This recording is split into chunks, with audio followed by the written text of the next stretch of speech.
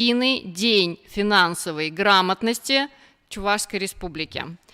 Сегодняшняя тема очень актуальная и интересная, наверное, для каждого человека. Мы обсудим сегодня с вами финансовые цели, планирование и основы управления личными финансами. И мы благодарны за то, что наш партнер, Чувашское отделение ПАО «Сбербанк», предоставил нам самого квалифицированного специалиста по данной теме.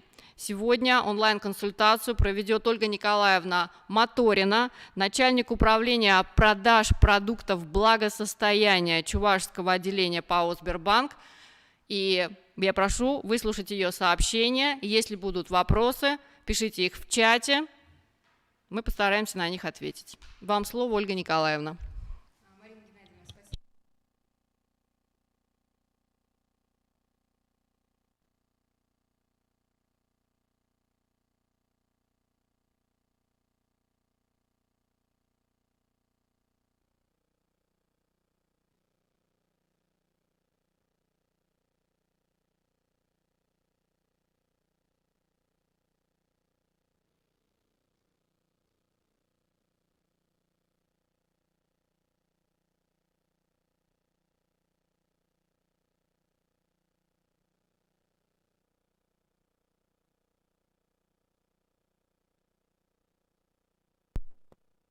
Ага. Сначала?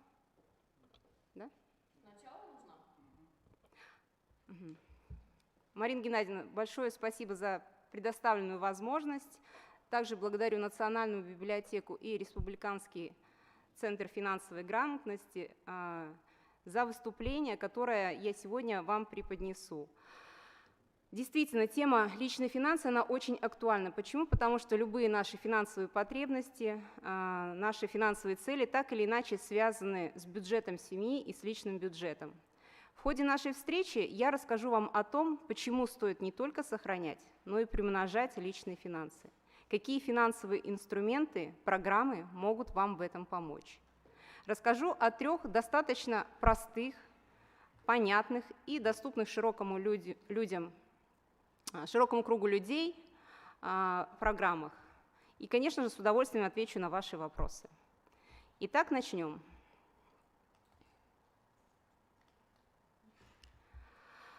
У любого человека, у любой семьи есть текущие расходы, которые связаны с повседневной жизнью. Это могут быть расходы на ребенка, это расходы на квартиру, питание, покупка одежды. Но также есть и какие-то будущие цели, которые связаны с какими-то более крупными тратами, с более крупными покупками, такие как покупка квартиры, покупка машины, какое-то путешествие, обучение детей в вузе. Решить данные вопросы с крупными тратами можно разными способами. Например, взять кредит или воспользоваться кредитной картой, или взять взаймы у банка, у друзей, у родных. А можно поступить и иначе. Заранее продумав и запланировав свои действия в рамках текущих расходов и будущих целей. Что является источником наших накоплений? В первую очередь, это бюджет человека, это бюджет семьи. Есть доходы и есть расходы. Из чего состоят доходы? Это какие-то постоянные поступления, да? Это наша заработная плата, это наши пенсии, возможно, какие-то премиальные выплаты, либо какие-то другие дополнительные источники дохода. Причем эти источники дохода, они могут быть, либо не быть. И есть расходы, которые обязательные и которые какие-то дополнительные. К обязательным расходам что мы можем отнести? Квартплата, расходы на питание, расходы на одежду, расходы на детей, какой-то досуг. То есть те расходы, которые необходимо совершать регулярно. В любом случае, даже делая эти расходы, остается какая-то подушка, какой-то резерв, какие-то средства, которые мы можем потратить на какие-то другие вещи по своему усмотрению. Вот именно из этих средств рекомендуется от 1 до 5% направлять на сбережения, которые позволят осуществить задуманное, которые позволят осуществить свою будущую финансовую цель. За счет каких же финансовых инструментов и программ это можно осуществить? Ну, наиболее популярным видом накопления являются вклады. Да? До 85% граждан России все-таки размещают свои денежные средства в банках в виде депозитов под проценты. Хороший вариант накоплений, известный, понятный. Деньги хранятся в банке, на них начисляются проценты. В среднем сейчас это где-то 5-6% годовых, в зависимости от банка и условий. До 1 400 000 рублей, вы знаете, все вклады у нас застрахованы в агентстве страхования вкладов, то есть они застрахованы государством на случай непредвиденных каких-то ситуаций, связанных с банкротством банка. Кроме того, данными средствами можно воспользоваться в любой момент, при этом не сильно потеряв на недополученных доходах. Почему? Потому что ставки по депозитам сейчас достаточно низкие. А бывают такие ситуации, когда нужно срочно воспользоваться деньгами, и, соответственно, мы вклады вынуждены закрывать. Такой вариант накоплений, он должен быть в семье обязательно. Почему? Потому что, как я еще раз повторюсь, бывают ситуации, когда срочно понадобились деньги. Но, к сожалению, именно вклады не позволяют накопить на будущее в достаточном объеме и осуществить ту мечту, которая ожидается через 5, 10, либо 20 лет.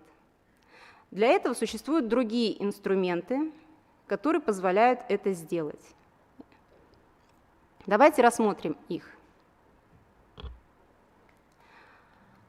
Но прежде чем мы начнем переходить именно к этим инструментам, давайте рассмотрим такую ситуацию. Да?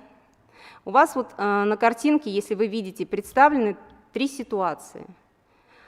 По бюджету семьи есть доходы, есть расходы. Когда у нас все хорошо в семье, да, жизнь идет своим чередом, мы работаем, получаем доход, делаем какие-то траты в течение определенного периода времени. В какой-то месяц эти траты могут быть небольшими, в какой-то чуть больше, в какой-то момент они могут быть еще больше. Но при этом мы всегда балансируем. То есть у нас в любом случае доходы превышают расходы. Мы стараемся этот баланс бюджета сохранять. И когда, допустим, в какой-то период времени расходы незначительные, у нас появляется некий резерв, некая подушка, которую мы можем направить как раз-таки на накопление. Но бывают ситуации совершенно другие. Ну, например, очень актуально, наверное, за последние 1,5-2 года. К сожалению, пандемия, которая началась в Китае, она повлекла за собой сложные экономические ситуации, экономический кризис во всем мире, и в том числе в России. И, к сожалению, многие семьи столкнулись с тем, что пришлось либо потерять работу, да, и, соответственно, это снизился, либо вообще ушел какой-то доход, один из доходов из семьи, либо сменить место работы, либо доход на прежнем месте работы снизился. Что в этом случае происходит? Да, доходы в семье снижаются. Расходы, особенно обязательные, к сожалению, остаются постоянными, они не меняются. Зачастую возникает ситуация, когда расходы начинают расти. Почему? Потому что для того, чтобы покрыть какие-то разрывы в бюджете, мы начинаем либо кредитами пользоваться, либо кредитной картой, и тогда уже возникают доп. Расходы в виде уплаты процентов и погашения кредитов. Но если все у нас хорошо, мы все равно люди активные, мы стараемся ситуацию поменять, находим другую работу, наш бюджет восстанавливается, наши доходы восстанавливаются, и, соответственно, все идет в своем хорошем русле. Но если ситуация бывает совершенно другая, связанная со здоровьем, либо с жизнью, а ведь наверняка вы все знаете, что, наверное, основная ценность в семье и у каждого человека – это его здоровье. Почему? Потому что от здоровья зависит от того, насколько благополучно себя чувствует семья, насколько хорошо ее благосостояние. Так вот, в ситуации, когда, к сожалению, происходит что-то непредвиденное, связанное со здоровьем, у нас доходы резко снижаются, а расходы при этом могут возрасти. Почему? Потому что нужны еще денежные средства на то, чтобы поправить свое здоровье, поддержать свое здоровье. Так вот, в подобных ситуациях решить подобную проблему, чтобы семья не попала в финансовую яму, чтобы не было финансового кризиса в семье, можно воспользоваться программами, которые позволяют финансово защитить бюджет семьи. Это программы страхования. Так называемая страховая, либо, другими словами, финансовая защита. Данные программы, они позволяют за незначительную сумму иметь серьезный резерв денежных средств. А это что? Это спокойный сон, здоровые нервы и хороший аппетит. Вам всем хорошо известны программы рискового страхования. Допустим, страхование дома, страхование квартиры, страхование детей, здоровья, та финансовая защита, которая предлагается в рамках кредитов. Но данные программы, как они работают? Вы оформляете полис, платите за него денежные средства. Если ничего не происходит в период действия полиса, и слава богу, то в этом случае эти денежные средства остаются в страховой компании. Если, не дай бог, происходит ситуация, связанная со здоровьем либо жизнью, то уже страховая компания делает выплаты и тем самым поддерживает семью. Но есть еще и другие программы страхования, которые связаны и с накоплениями, и с финансовой защитой. Это программа накопительного страхования жизни. Поэтому я хочу более подробно погрузить именно в эту программу и рассказать о том, как она работает. Далее, вот по ходу моего рассказа, моей презентации будут приведены определенные расчеты. Хочу сказать, что это не является какой-то инвестиционной рекомендацией. Почему? Потому что у каждой страховой компании, у каждого банка, у каждой инвестиционной компании есть свои продукты, программы со своими условиями. Но расчеты необходимы для того, чтобы вам понимать, как работает та или иная программа. Итак, программа накопительного страхования жизни. Еще раз повторюсь, она в себе сочетает накопление и финансовую защиту в виде страхового покрытия, в виде страховой оболочки. Например, если вы видите слайд, как пример, да, мы хотим накопить в течение 20 лет сумму более $500 000 рублей. При этом делаем ежегодно взносы по 24 тысячи рублей. То есть в среднем месяц это 2000 рублей. В принципе, взнос достаточно посильный с точки зрения среднестатистической семьи. И данные средства можно всегда найти в бюджете семьи. Так вот, если сравнивать накопление в рамках вклада и в рамках программы накопительного страхования жизни, то как себя поведет программа страхования? В течение 4 лет, допустим, мы вносим по 24 тысячи рублей в данную программу и во вклад.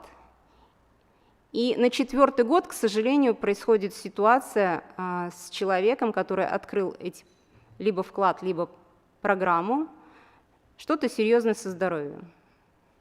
И делать очередные взносы во вклад либо в программу он уже не может. Тогда в этом случае как получается? Если во вклад он успел внести за 4 года 96 тысяч, то ровно эта сумма и будет накоплена, плюс проценты за определенный период в рамках вклада. И воспользоваться он сможет только этими средствами. Альтернативно, если размещать денежные средства в программу накопительного страхования жизни, и подобная ситуация со здоровьем происходит в рамках этой программы, то цель накопить более $500 000 рублей, она все равно будет достигнута. За счет чего?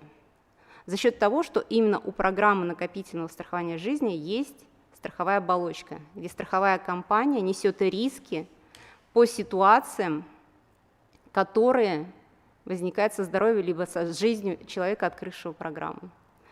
То есть в зависимости от того, что произошло, в любом случае сумма 500 000 рублей, она будет в бюджете либо самого человека, либо семьи. Почему? Потому что есть такие риски основные, как уход из жизни, первая, вторая группа инвалидности.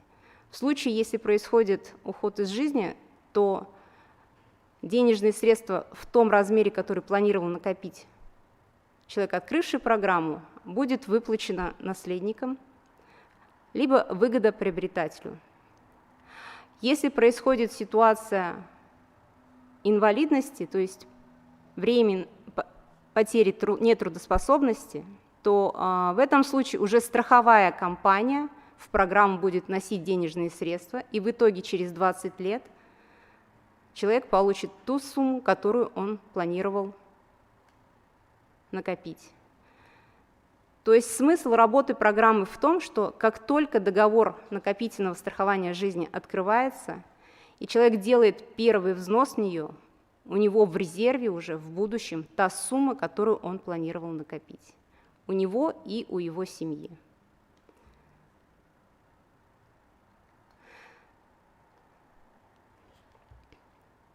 Вот в качестве примера еще раз. То есть 24 000 в год в течение 20 лет делаются накопления по программе. В этом случае к концу срока гарантированное накопление в рамках программы, которая я считала, составит порядка 435 000 рублей, плюс еще будет начислен инвестиционный доход и есть возможность воспользоваться налоговыми вычетами по данной программе. Соответственно, сумма, которая в конечном итоге будет получена человеком, она значительно будет превышать ту сумму, которую он внес.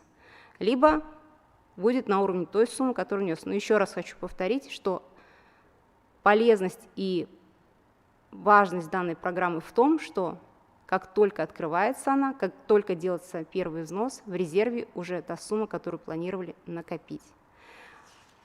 Кроме того, у данных программ есть ряд других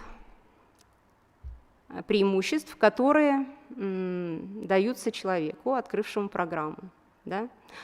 Как я уже сказала, если человек официально работает, платит подоходный налог 13%, он имеет право в течение всего срока действия программы ежегодно возвращать налоговый вычет в размере 13% от той суммы взносов, которую он вносит в программу. Максимально в год можно возвращать до 15 600. Суммы взноса в год 120 000. Это социальный налоговый вычет. По факту это те деньги, которые человек может потратить на любые другие свои цели.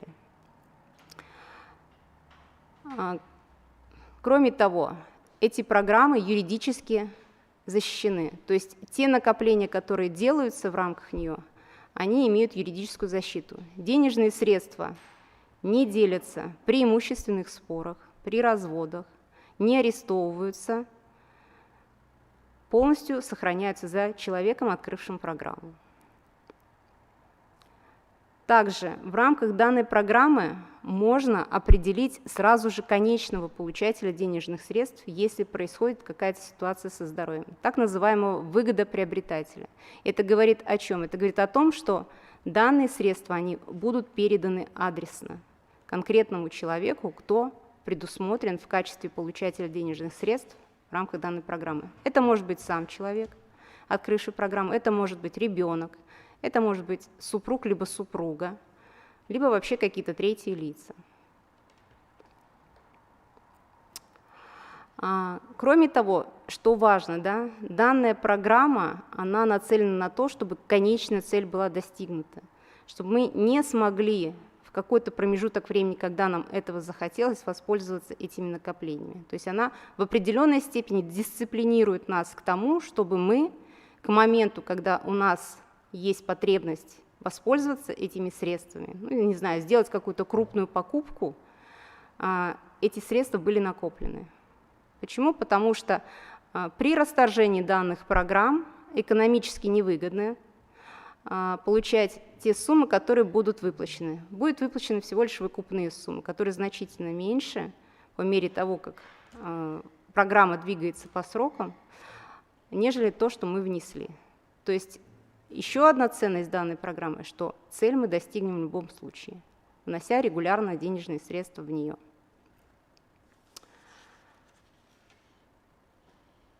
И, как я уже повторила, у ряда страховых компаний, которые данные программы предлагают, также есть возможность заработать дополнительно на инвестиционном доходе,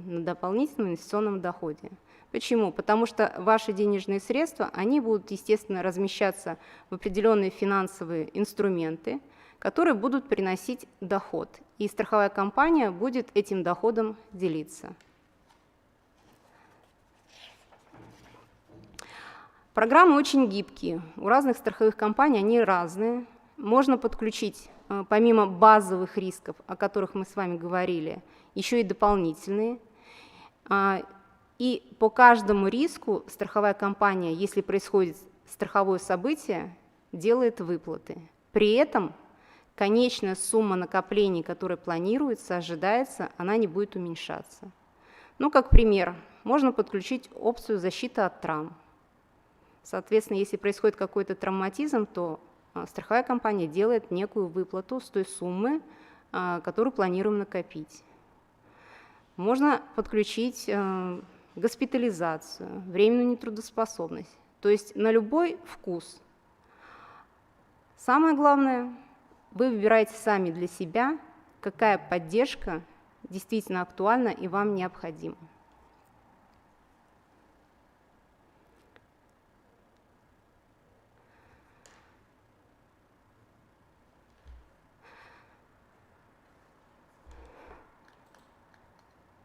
Данные программы на самом деле актуальны практически для всех, но в первую очередь они интересны тем, кто является основным кормильцем в семье, либо о ком мы хотим позаботиться. Почему? Потому что, как я уже сказала, только открывается программа, только делается первый взнос, в резерве та сумма, которую мы планируем накопить. И ситуации бывают разные. Соответственно, если что-то происходит, семья получает очень большую поддержку в виде выплат.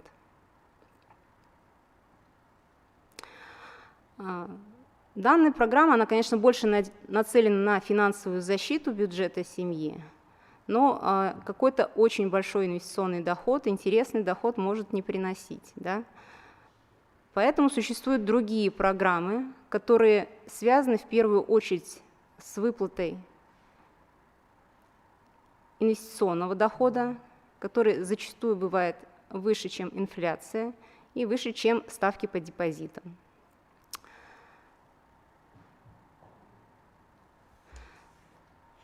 Это программы, связанные с инвестициями. Мир инвестиций на самом деле очень многообразен, интересен, но мы сегодня с вами разберем, наверное, самые простые и самые доступные два инструмента, которые доступны широкому кругу людей. Все основные виды инвестиционных программ и инструментов базируются на ценных бумагах, акциях и облигациях. Можно также вкладываться в валюту, недвижимость, биткоины, либо в какие-то другие виды более сложные. Сегодня я расскажу вам об индивидуальном инвестиционном счете и паевых инвестиционных фондах. Что такое индивидуальный инвестиционный счет? Немного приведу статистики. Данный счет существует с 2015 года, и за 5 лет в России было открыто более 3,5 миллионов ИИС. При этом за 2020 год было открыто 1,8 миллионов индивидуальных инвестиционных счетов. Это говорит о чем? Это говорит о том, что данный вид размещения денежных средств, данный вид инвестирования, он становится все более и более популярным. За счет того, что он достаточно прозрачный, понятный и простой. Итак, ИИС – это специальный счет, который предоставляет его владельцу право получения инвестиционного налогового вычета в размере 13% на сумму взноса или освобождения от уплаты НДФЛ с прибыли либо дохода, который получается по закрытии инвестиционного счета в конце срока его действия. Так называемые два вида налоговых вычетов – тип А и тип Б. Тип А интересен наиболее для тех инвесторов, которые официально работают, платят подоходный налог. У них есть право при размещении денежных средств на ИИС получать данный инвестиционный налоговый вычет. Второй тип вычета интересен тем людям, которые не платят подоходный налог. Это могут быть предприниматели, пенсионеры. Но в этом случае те доходы, которые они получают по завершении срока действия счета, не облагаются подоходным налогом.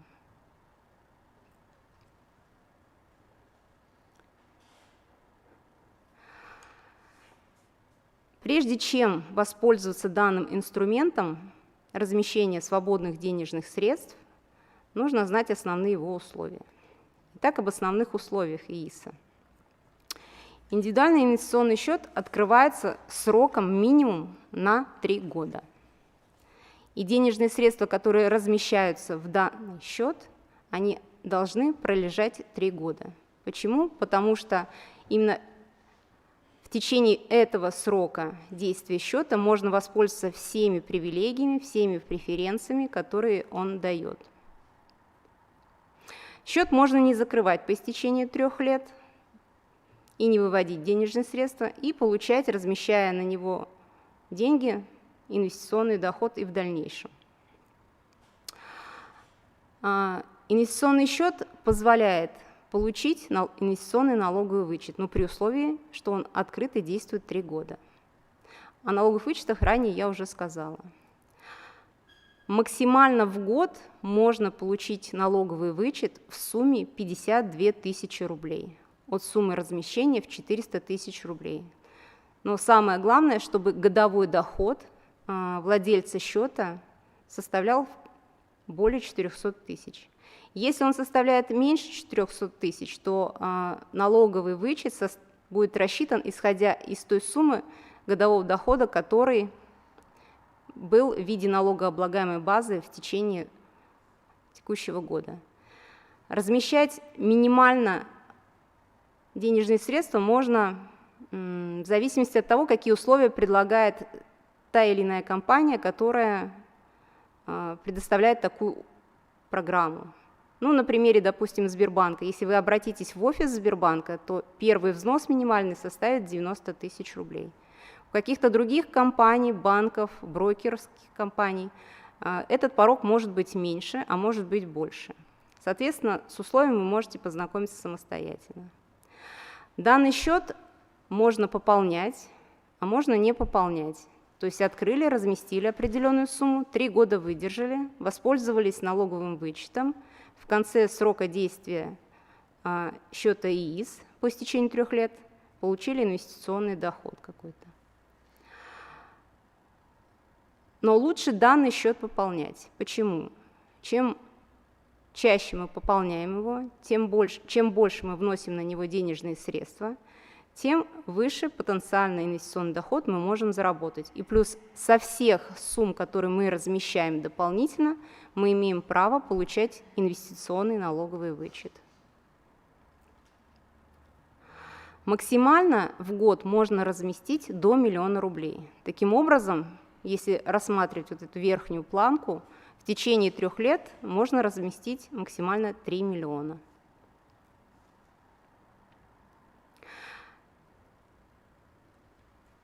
Открыть можно только один ИИС.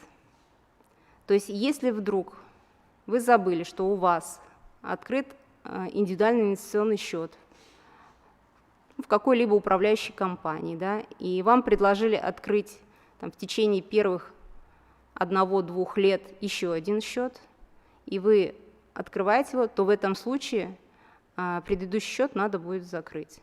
Либо если вы об этом забыли и предъявили на вычет по обеим счетам расходы, да, справку НДФЛ, то в этом случае вам налоговая откажет в налоговом вычете. Поэтому нужно быть внимательными, помнить, что у вас либо открыт этот счет, либо его нет. То есть можно только один. Чтобы открыть очередной индивидуальный инвестиционный счет, нужно, чтобы прошло 3 года, вы воспользовались всеми преференциями, закрыли его, и тогда вы можете уже открывать новый. И снова пользоваться теми преференциями, которые данный счет дает.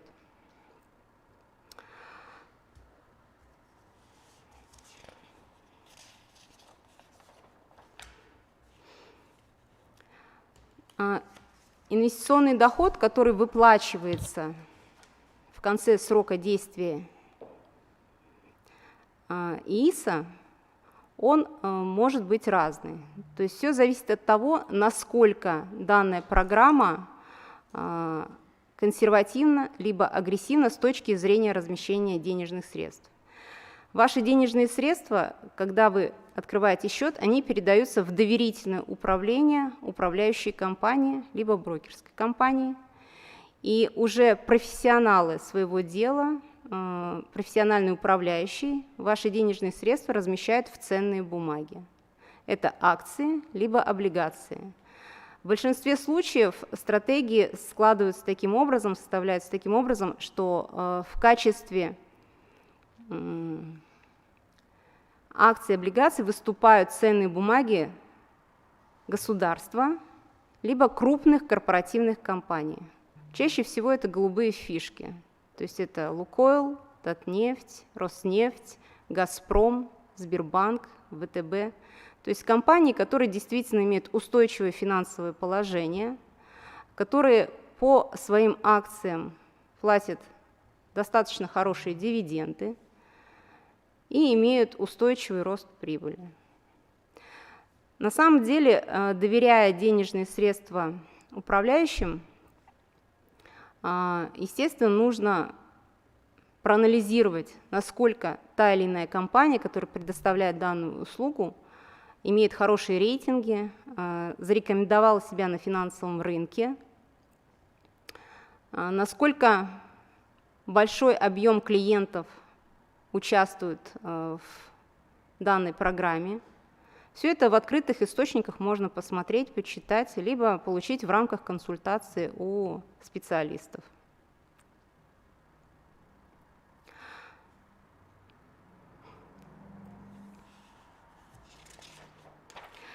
Следующий вид инвестиционного размещения денежных средств, который также доступен для большого круга людей, это паевые инвестиционные фонды.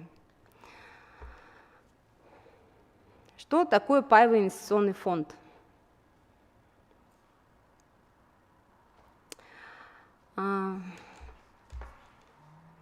Управляющая компания создает паевый фонд, привлекая средства инвесторов-пайщиков. Фонд вкладывает средства пайщиков в облигации, акции, недвижимость и другие активы. Эти активы, собственно говоря, и составляют имущество фонда.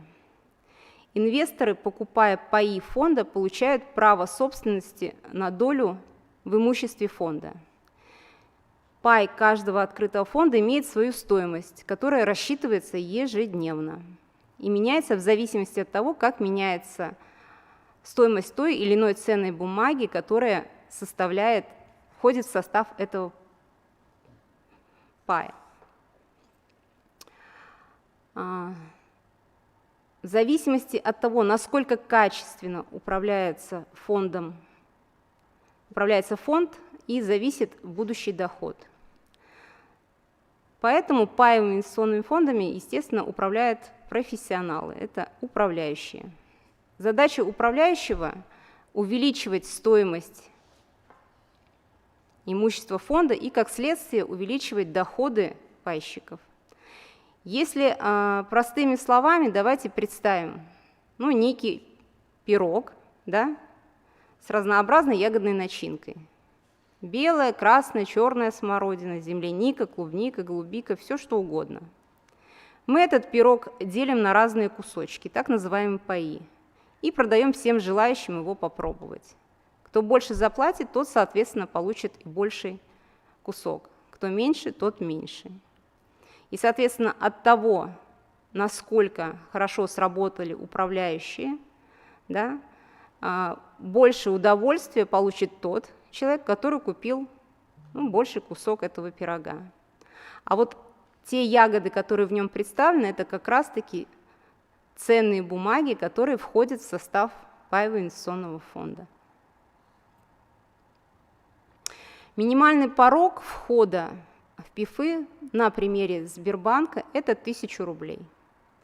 Вносить денежные средства можно в любом размере, в любой период времени. Выводить стоит только по истечении 3-летнего периода. Почему? Потому что если в течение 3 лет ваши денежные средства находятся в паевом инвестиционном фонде, вы их не выводите, то в этом случае вы можете воспользоваться налоговой преференцией, не оплачивая подоходный налог с тех доходов, которые вы получаете по истечении 3-летнего срока. Можно денежные средства перевкладывать из одного паевого инвестиционного фонда в другой. Количество паевых инвестиционных фондов достаточно широкое. Есть фонды облигационные, это более консервативные фонды. Вкладываясь в них, больше уверенность с точки зрения того, что денежные средства будут возвращены в том объеме, который вы вложили, плюс вы заработаете некий пассивный доход, небольшой, возможно, но все равно потенциально выше, чем ставки по депозитам. Есть смешанные фонды, облигационно-акционные. Они чуть более рисковые, но зато дают и больше потенциальный доход. И есть агрессивные так называемые фонды, это чисто акционные, где потенциальная доходность значительно интереснее и выше, но и риск выше размещения денежных средств в данные фонды. Но в любом случае, я еще раз повторюсь, паевые инвестиционные фонды вкладываться лучше в том случае, когда есть некое готовое решение и когда данными денежными средствами управляют профессиональные управляющие.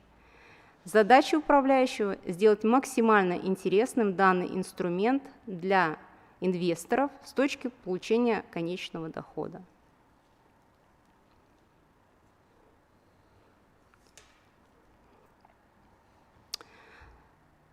Ну и в завершение, что я хочу сказать.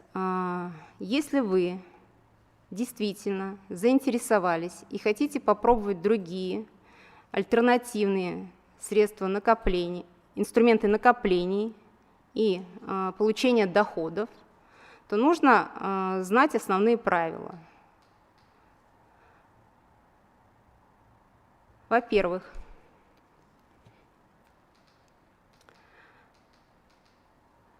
вкладывайте излишки. Да? То есть если действительно бюджет семьи не позволяет сейчас откладывать на какую-то свою финансовую цель денежные средства, нет свободных средств, то нужно прийти к тому моменту, когда эти свободные денежные средства появятся.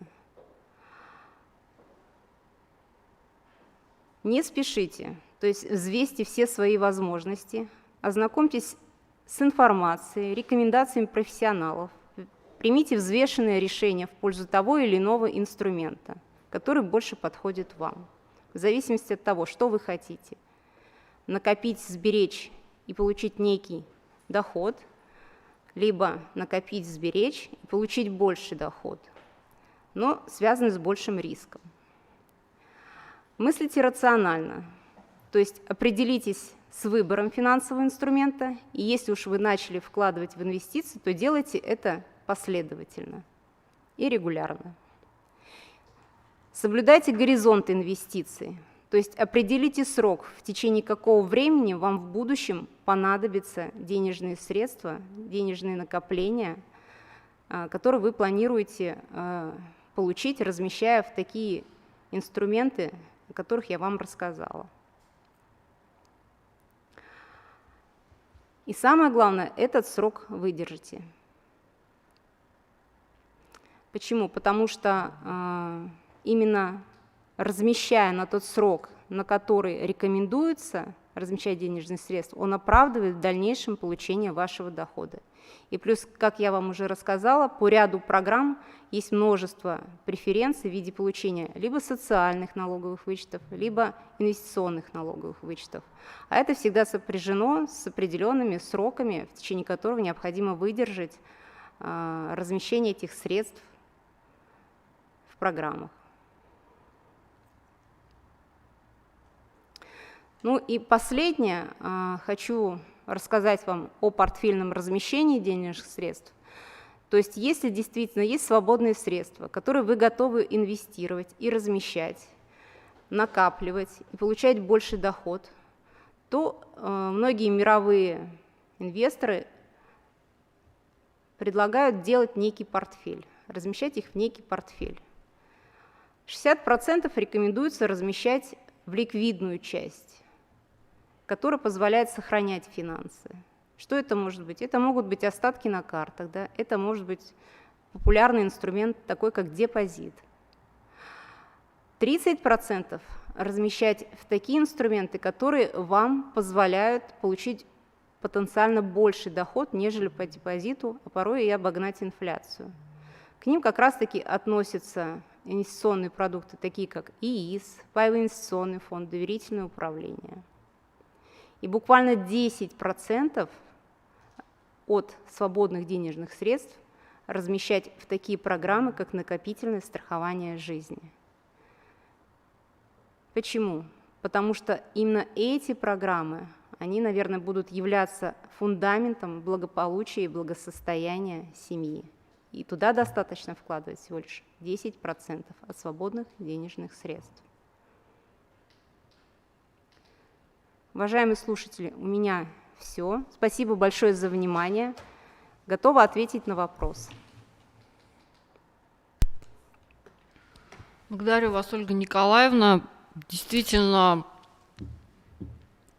вы расширили наше представление о тех инструментах, в которые мы можем вкладывать свободные средства и формировать подушку безопасности финансовую. И самое важное, что эти инструменты доступны нам, простым людям. Хватит знать только о вкладах. Нужно знать и пользоваться современными и действенными инструментами для достижения своих собственных финансовых целей. Вопросы. У присутствующих в зале есть вопросы? Вы скажите, я проговорю потом. Угу.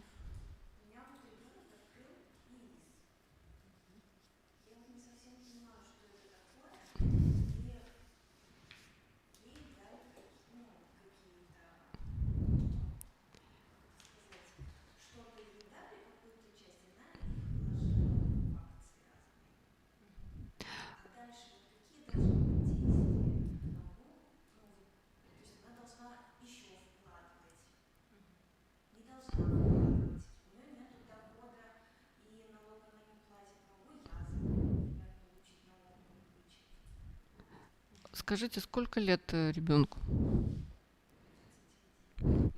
Значит, 21 год человеку открыл инвестиционный счет, получил какой-то доход и даже смог его инвестировать. Вопрос в том, может ли родственник, ну в данном случае мама, 21-летнего гражданина, получать налоговый вычет за открытый и индивидуальный инвестиционный счет. Спасибо за вопрос. На самом деле право на получение инвестиционного налогового вычета имеет право только тот человек, который данный индивидуальный инвестиционный счет открыл. То есть какое-то третье лицо получить налоговый вычет от размещенных средств человека, который открыл этот счет, он не может. Ясно, спасибо. Есть ли еще вопросы? Ну, в чате мы посмотрим доступны ли нам какие-либо вопросы. Антон Андреевич, есть ли там у нас вопросы? Мы благодарим достаточно многочисленную аудиторию, подключившуюся сегодня к онлайн-трансляции. Я видела количество подключений 49. Это много, потому что мы знаем, что в нескольких районах Чувашской Республики уже объявили нерабочие дни с 26 октября. И сейчас наступает такое время, когда мы действительно должны соотнести свою последующую жизнь и распределить правильно финансы. Я думаю, что очень своевременное у нас сегодня было занятие. Есть вопрос. Скажите мне, пожалуйста, Антон, как его?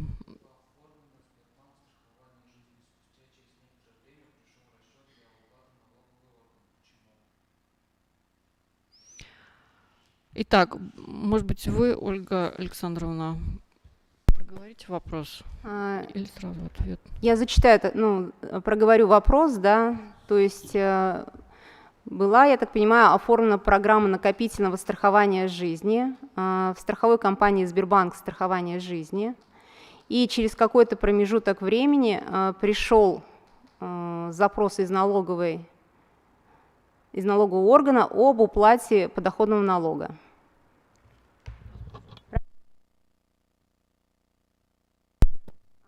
Но на самом деле с данным случаем нужно разбираться индивидуально. Почему? Потому что я не знаю, как бы сейчас вот всей ситуации. По факту, по программам накопительного страхования жизни, если вы являетесь налоговым резидентом Российской Федерации, то наоборот, у вас есть право возвращать подоходный налог от тех взносов, которые вы делаете в накопительную программу страхования максимально в год до 15 600 от суммы размещения в 120 тысяч. Чтобы ответить на ваш вопрос, если позволите, я уточню после конференции, откуда он пришел, и, соответственно, оставьте, пожалуйста, ваши контакты, я свяжусь и более, скажем так, подробно погружусь в проблематику. Спасибо, Ольга Николаевна. Если действительно у вас есть вопросы, я думаю, что действительно было бы хорошо, если бы вы оставляли свои контакты для индивидуального рассмотрения. Вообще в рамках единого дня финансовой грамотности была идея о том, что на этих мероприятиях присутствуют специалисты, эксперты, которые могут дать индивидуальные консультации гражданам. Мы надеемся на лучшее, и хотелось бы, чтобы в ваших библиотеках, пока у нас рабочие дни, получилось составить такую встречу между населением и специалистами. Но идея была именно в этом, в индивидуальных консультациях. На сегодня наша тема исчерпана, и мы поговорили сегодня с вами о финансовых целях и о том, как мы можем достичь своих финансовых средств, своих финансовых целей с помощью личных финансовых средств. Напомню, что сообщение нам озвучила Ольга Николаевна Моторина, начальник управления продаж продуктов благосостояния Чувашского ПАО «Сбербанк». Я желаю вам финансового благополучия, здоровья, и мы встретимся с вами в ноябре на 3-м едином дне финансовой грамотности, который будет посвящен финансовой грамотности детей и родителей. Будьте здоровы!